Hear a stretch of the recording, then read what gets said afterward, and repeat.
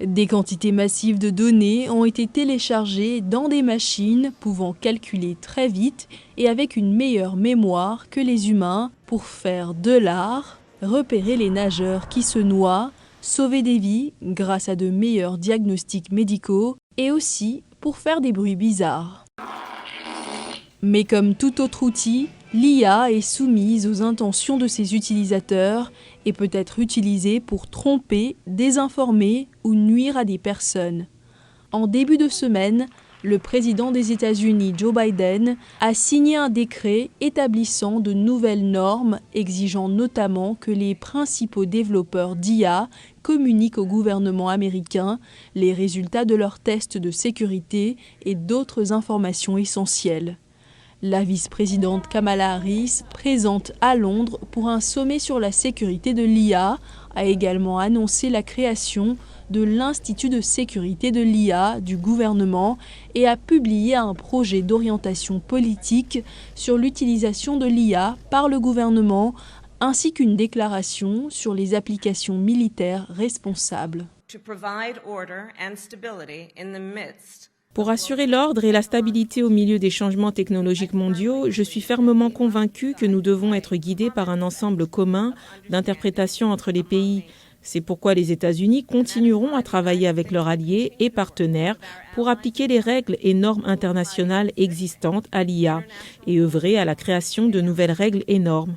Les législateurs américains ont tenu des auditions sur la question au début de l'année, au cours desquelles les leaders du secteur, comme le PDG d'OpenAI, Sam Altman, ont fait part de leurs inquiétudes.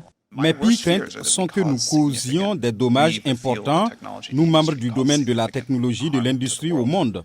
Je pense que cela pourrait se produire de différentes manières. Lors du sommet de Londres, Elon Musk, un entrepreneur et milliardaire travaillant sur son propre programme d'IA générative, a déclaré qu'il considère l'IA comme l'une des plus grandes menaces pour la société. Pour la première fois dans l'histoire de l'humanité, nous sommes en présence d'une chose qui sera beaucoup plus intelligente que nous. Il n'est donc pas certain que nous puissions contrôler une telle chose. Je pense que nous pouvons aspirer à la guider dans une direction bénéfique pour l'humanité. Mais je crois que c'est l'un des risques existentiels auxquels nous sommes confrontés et c'est potentiellement le plus pressant. Les analystes estiment que les responsables gouvernementaux et technologiques n'ont pas besoin d'une solution unique, mais plutôt d'un alignement de valeurs et surtout d'une surveillance humaine.